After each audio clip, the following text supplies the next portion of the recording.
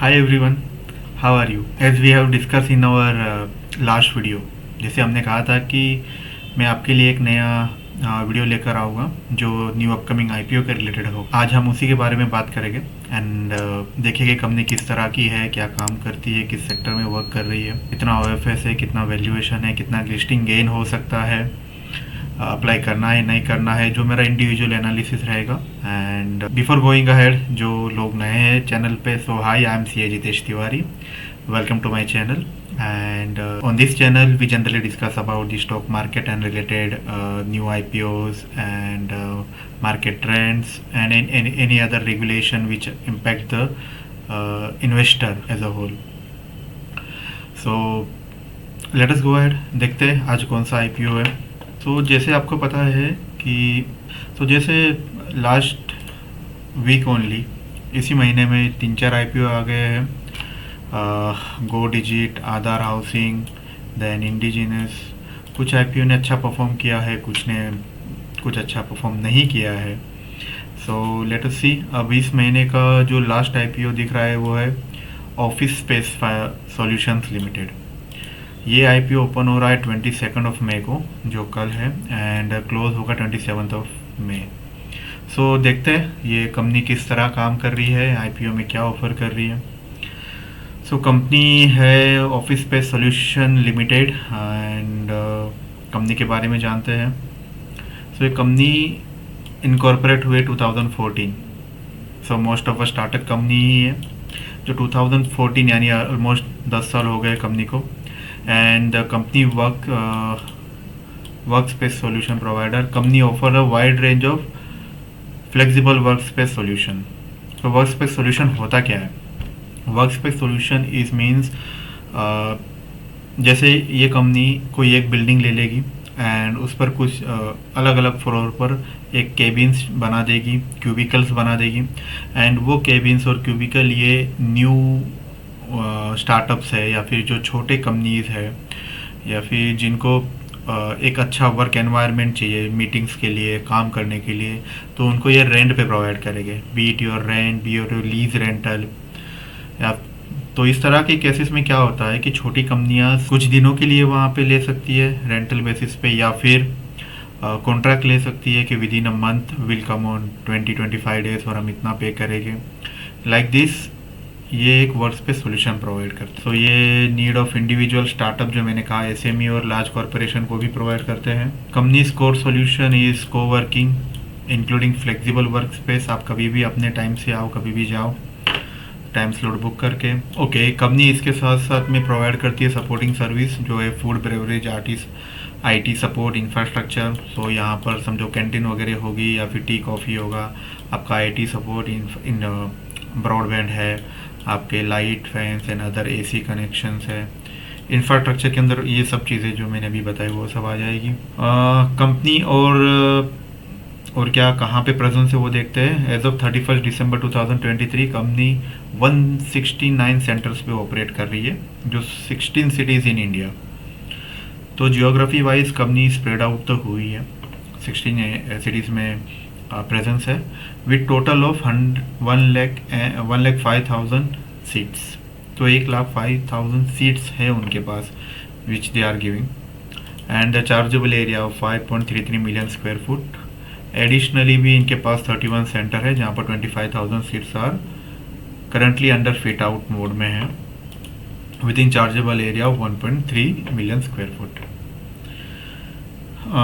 Apart from this, companies has expanded business offering, now provide the in-house facility management service भी provide करती है।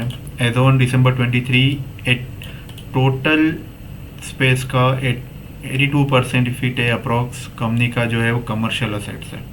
तो mainly commercial assets जो है, building है, ऑफिसेस है, वही कंपनी एज अ को वर्किंग स्पेस प्रोवाइड कर रही है।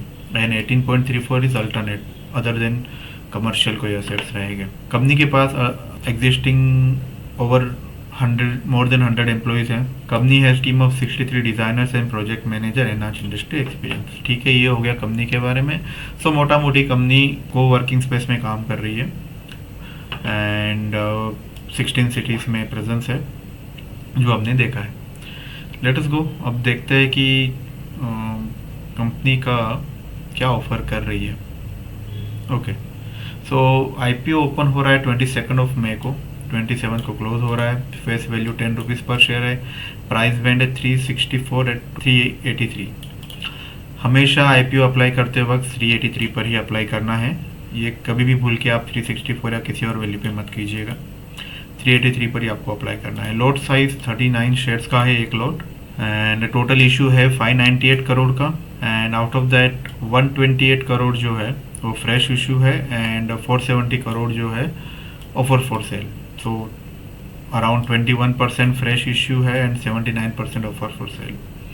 अब जो लोगों को पता नहीं what is this difference between fresh issue and offer for sale, तो मैं आपको एक शॉर्ट में बता देता हूँ। सो देखिए यहाँ पर take an example, company 598 crore issue लेकर आई है। दैट मीन्स कंपनी को फंड्स की ज़रूरत है। कंपनी के पास दो ऑप्शन है, either go for a debt जो आप किसी भी लेंडर से या फिर बैंक से किसी से भी ले सकते हो, या फिर पब्लिक के पास आकर आप पब्लिक इशू लाइए और वहाँ से पब्लिक के पास से लीजिए। सो कंपनी पब्लिक के पास से 598 करोड़ लेने आई है।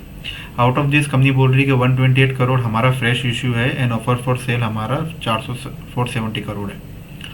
इसका मतलब out of 598 crore 470 crore existing promoters जो है और जो इन्वेस्टर है वो डायरेक्टली लेके जाएंगे। That means this 470 crore company में कहीं पे भी यूज नहीं होगा। कंपनी में यूज कितना होगा? ओनली 128 करोड़। ये मनी कंपनी के अंदर यूज होगा फॉर टेक एन एग्जांपल, नई बिल्डिंग लेनी है, एग्जिस्टिंग बिल्डिंग का इंफ्रास्ट्रक्चर बनाना है, उसे इम्प्रूव करना है, मेंटेन करना है, XYZ जो भी रीज़न रहेगा। बट ये कंपनी में यूज होगा 128 करोड़ और 470 करोड़ प्रमोटर्स लेके जाएंगे। तो ये एक ड्रॉबैक हो सकता है because it's a huge amount. 79% आप डायरेक्टली लेके जा रहे हो, तो कंपनी में ग्रो कैसे करोगे आप? नाउ गोइंग अहेड अगेन आते हैं एम्प्लॉय डिस्काउंट। उनके जो एम्प्लॉय 36 रुपीज़ पर शेयर है। एंड चलो देखते हैं अभी लॉट साइज़ क्या है। जैसे हमने देखा 39 शेयर्स का एक लॉट है फॉर रिटेल इन्वेस्टर, तो लॉट का अमाउंट रहेगा 14,937। एक रिटेल इन्वेस्टर 1,94,000 तक 13 लॉट तक अप्लाई कर सकता है। आफ्टर दैट HNI कैटेगरी में आप आ जाओगे अप्लाई करने के लिए। होल्डिंग देख लेते हैं। शेयर होल्डिंग जो है इश्यू के पहले 41% है। आफ्टर दैट घट के और भी कम हो जाएगी, which will be remain around 35 से 40% के बीच में रह जानी चाहिए। तो ये भी एक सेटबैक और दी माइनस पॉइंट रहेगा, क्योंकि अगर कंपनी के पास already before issue itself 50% holding नहीं है, इन्होंने ऑलरेडी दे के रखी है या बेच दी है इन्वेस्टर को। सो जो मेजर डिसीजन होता है वहाँ पर कंपनी का से कितना रहेगा, it's a very much big question will be there. Now आ जाते हैं कंपनी के फाइनेंशियल्स पर। ओके, नाउ कंपनी के देखते हैं ये पूरे साल का है, मार्च 21, मार्च 22, मार्च 23 एंड दिसंबर 23। तो यहाँ पर 9 मंथ्स का है, तो हमें यहाँ पर 12 मंथ्स से इसे कर देना पड़ेगा, मतलब डिवाइड बाई 3 मल्टीप्लाई बाई 4, एक क्वार्टर और बढ़ा देना पड़ेगा। तो आप देखिए असेट जो थी 508 करोड़ थी, इंक्रीज होके 560 करोड़, देन 930 करोड़ एंड 1300 करोड़ हो चुकी है। तो असेट इंक्रीज हो रही है, that means company new asset यानी न्यू बिल्डिंग्स बोलिए, न्यू प्रॉपर्टीज बोलिए एक्वायर करती जा रही है। यहाँ पर ये भी ध्यान देना पड़ेगा कि 22 का साल जो था वो कोविड का साल था, 21-22, सो उस चीज़ को भी हमें कंसिडर करना पड़ेगा। रेवेन्यू की बात करते तो कंपनी का रेवेन्यू 216 करोड़ था, बढ़ के 278 करोड़ हुआ, अगेन 565 एंड 633 करोड़। तो रेवेन्यू वाइज भी कंपनी इंक्रीज कर रही है। Now profit, now here the problem, -42 crore. 42 crore का लॉस था 21 में, 22 में 57 करोड़ का हुआ बढ़ के, क्योंकि यहाँ पर कोविड था। यहाँ पर फिर से 23 में भी लॉस कम हुआ 46 करोड़, और अभी 18 करोड़ का लॉस हुआ है। रिजर्व एंड सरप्लस भी कंपनी का 167 करोड़ था, 223 करोड़ बढ़ गया, 204 करोड़ हुआ लॉस रिजर्व में। फिर रिजर्व में और -265 करोड़ हो गया। कंपनी न्यू कमर होने की वजह से या तो फिर स्टार्टअप होने की वजह से they are expensing more on advertisement, their presence, जिसकी वजह से इसका इम्पैक्ट इसके रिजर्व और सरप्लस पे दिख रहा है। टोटल बोरोइंग जब देखते हैं तो कंपनी की 3 करोड़ थी 21 में, जो बढ़ के 12 करोड़ हुई, फिर वापस 11 करोड़ और 23 करोड़। तो बोरोइंग भी सिग्निफिकेंटली इंक्रीज हुई है। ये भी हमें ध्यान रखना है, बिकॉज बोरोइंग पे आपका इंटरेस्ट जाएगा। ROC, return on capital employed, मैं आपको बताऊंगा कभी व्हाट डज दिस मीन। 37% है। डेट टू इक्विटी 0.1% है। रिटर्न ऑन नेटवर्थ है -7%। Price to book value 9। Price to book value मतलब अगर इसकी बुक वैल्यू 1 रुपया है तो इसकी प्राइस इन्होंने कोट की है 9.63 रुपीज़। ओके, एक्सपेंसिव लग रही है कंपनी, बिकॉज फाइनेंशियल आपके इतने ग्रेट है नहीं, इतने अच्छे फाइनेंशियल्स नहीं है, फिर भी आप इतना हाई वैल्यूएशंस मांग रहे हो। अब ऑब्जेक्टिव क्या है इशू के, ये पैसा आएगा तो कहाँ जाएगा, जो हमने देखा था, जो ये 21% जो था 128 करोड़, उसका ऑब्जेक्टिव बात कर रहे हैं, क्योंकि 79% तो हमने देखा वो डायरेक्टली प्रमोटर लेके जाएंगे। सो 21% में they are saying funding the capital expenditure, establishment of new centre, जो नए सेंटर जो मैंने कहा अभी, नए सेंटर नए बिल्डिंग्स बनाने में जाएगा, वर्किंग कैपिटल में चला जाएगा और जनरल कॉर्पोरेट पर्पस में चला जाएगा। तो ये हो गई टोटल एनालिसिस जो हमने देखे इसके। आईपीओ ओपन 22 को हो रहा है, 27 को होगा, लिस्टिंग होगी 30 मई को। So first of all now let's see कि मेन पॉइंट्स क्या क्या है जिस पे हमें कंसिडर करना चाहिए। तो first of all there are couple of minus point, और क्या क्या पॉइंट हम लोग देखेंगे। इट्स लाइक ओवर सब्सक्रिप्शन कितना हो सकता है, फिर आपका देखेंगे लिस्टिंग गेन आपका कितना हो सकता है, कंपनी का फाइनेंशियल्स इज़ नॉट ग्रेट, इतने अच्छे फाइनेंशियल्स लिए लॉस मेकिंग कंपनी है, बट फिर भी स्टार्टअप है तो कुछ लोग उसमें जा सकते हैं। अभी जो कंपनी के प्रमोटर्स हैं उनके पास होल्डिंग बहुत कम है, 41% ही बची है, वो भी कम हो जाएगी। That is also one of the drawback. Company की डेट भी इंक्रीज हो रही है, एंड कंपनी का already price to book value भी हाई लग रहा है।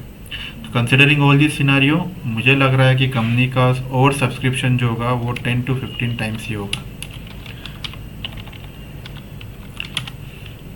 अब ओवर सब्सक्रिप्शन मतलब क्या होता है, मतलब कंपनी ने मांगा 1 रुपया, लेकिन कंपनी के पास आएंगे 10 रुपया या 15 रुपया, लाइक दिस।